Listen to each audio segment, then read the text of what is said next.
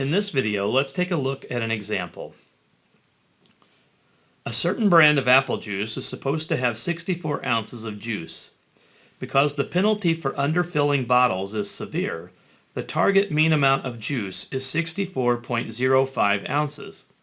However, the filling machine is not precise, and the exact amount of juice varies from bottle to bottle.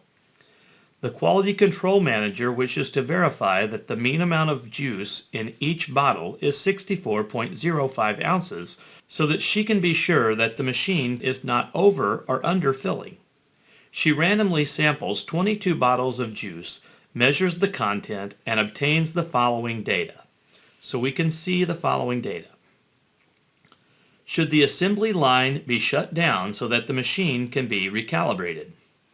A. Assess whether conditions are met to construct a hypothesis test. B. If possible, conduct the test using alpha equals 0.01. So for this problem, we're supposed to assess whether conditions are met to conduct a hypothesis test. So we're told that the quality control manager randomly selected 22 bottles of juice, so we will assume we have a simple random sample. We also have only 22 bottles. Don't know exactly what the size of the population is, but we can assume that 22 is less than 5% of that, so that these bottles that were measured are independent of each other. So the main thing that we need to check, since we have a sample size less than 30, we need to verify that these data come from a normal distribution. So to do that, I'm going to use StatCrunch and create a QQ plot. So looking at StatCrunch, I have already entered the data into this first column called var1, and so I'm going to create a QQ plot in order to verify that these data came from a normal distribution. So I'm going to go to Graph and QQ plot. I'm going to select the name of the column that has our data in it, which is var1. And other than that, I'm ready to say compute, except I want to make sure that I calculate the correlation statistic and I want the normal quantiles on the y-axis. So when I select those two check marks and say compute, I get this QQ plot, which does look somewhat linear, which convinces me that this data does come from a normal distribution, but just to verify, I can see that the correlation statistic is 0.987. So our correlation statistic is 0.987. So if I compare that to the critical value, so bringing in our table of critical values, if I have a sample size of 22, then I need a correlation statistic of 0.954 or higher. So our critical value is 0.954. We had a correlation statistic of 0.987. So since our correlation statistic is larger than the critical value, we do meet the condition of saying that our data probably comes from a normal distribution. So we know we have a random sample. We know that the data values should be independent from each other because our sample size is certainly less than 5% of the population. And the QQ plot indicate that these data could come from a population that's normally distributed. So part B, if possible, we're going to conduct the test using alpha equals 0.01. Well, it is possible, we have determined. So we need to establish our null and our alternative hypothesis. So the mean target amount of juice is 64.05 ounces. So we want mu to equal 64.05 ounces. And the quality control manager is concerned about the machine either over or under filling. So the question is, should the machine be recalibrated? So since it could be over or under filling, we're going to use not equals to as the alternative hypothesis. And our level of significance is alpha equals 0.01. Now, if we want to use the classical approach, so if we use the classical approach, then I'm going to need to determine the critical values to compare our test statistic to. If we use the p-value approach, we're going to need to find the p-value, and we'll compare that to the 0.01. So here's our t-distribution, and we know that we have 21 degrees of freedom because our sample size is 22. And so we can look up and figure out what our critical values are going to be. Now we're using a 0.01 level of significance. So because this is a two-tailed test, that 0.01 is going to get split between the two tails. So half of 0.01 is 0.005. So 0.005 goes in each tail. Now, either using the student's t-table, using the inverse t command on your calculator, or using the t-calculator in StatCrunch, we can figure out what those critical values are going to be. I'm going to use the t-calculator in StatCrunch for that purpose. So I'm going to Stat and Calculators, and I'm going to the t-calculator. We have 21 degrees of freedom. And I'm going to go with the left tail having an area of 0.005 in the left tail. And so that gives me negative 2.831. Now that negative 2.831 is this critical value here, which means by symmetry this value here is going to be positive 2.831.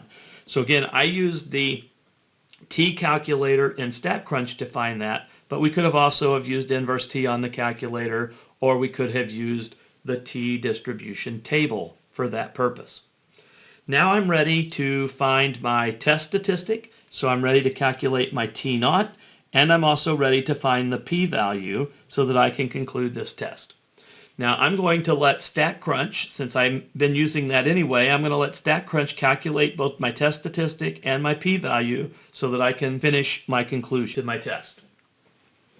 So back in StatCrunch, I'm going to go to Stat and t-statistics, one sample. In this case, we have data. So if I select that, the first thing that I have to do is select the name of the column that has our data, which in this case is var1. I'm wanting to do a hypothesis test. So the value of the mean in my null hypothesis is 64.05. And our alternative hypothesis is not equals. So I'm going to say compute. When I say compute, I get a t-statistic of negative 4.49. And I get a p-value of 0.0002. So our test statistic is negative 4.490, and our p-value is 0.0002.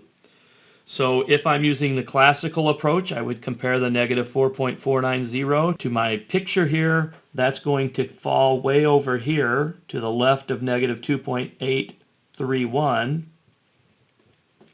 So that's over here, which tells me to reject the null hypothesis. If I use the p-value approach, if I compare 0.0002 to 0.01, which was alpha, that's definitely less than 0.01. So whether I'm using the classical approach or the p-value approach, my conclusion is to reject the null hypothesis.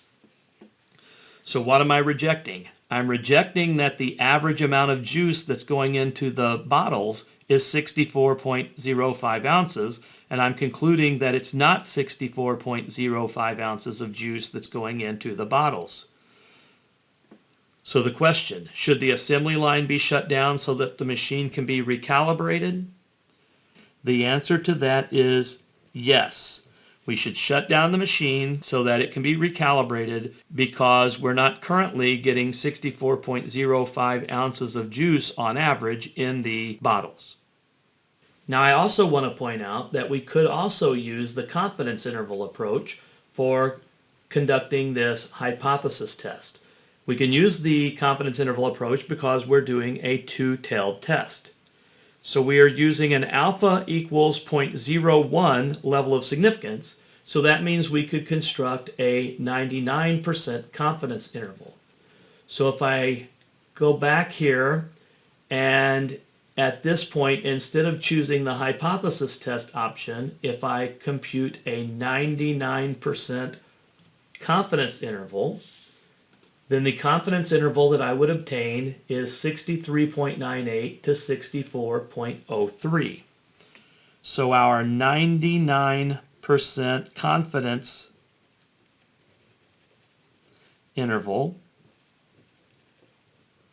and again I'm doing 99% confidence because that would be 1 minus the 0.01. 1 minus 0.01 would be 0.99, so that's a 99% confidence interval. And again, that would give us 63.98 to 64.03. So if I'm using the confidence interval approach, then I would need the value from the null hypothesis to be inside the interval to not reject. If the value from the null hypothesis is outside of the confidence interval, then that would mean we reject the null hypothesis. So in this case, 64.05 is outside of this 99% confidence interval, so that also tells me to reject the null hypothesis. So whether I use the classical approach, the p-value approach, or the confidence interval approach for this two-tailed test, either way I get the same conclusion. I should reject the null hypothesis. So it is not 64.05 ounces of juice on average that's being placed into the bottles, and so we should stop the machine and recalibrate.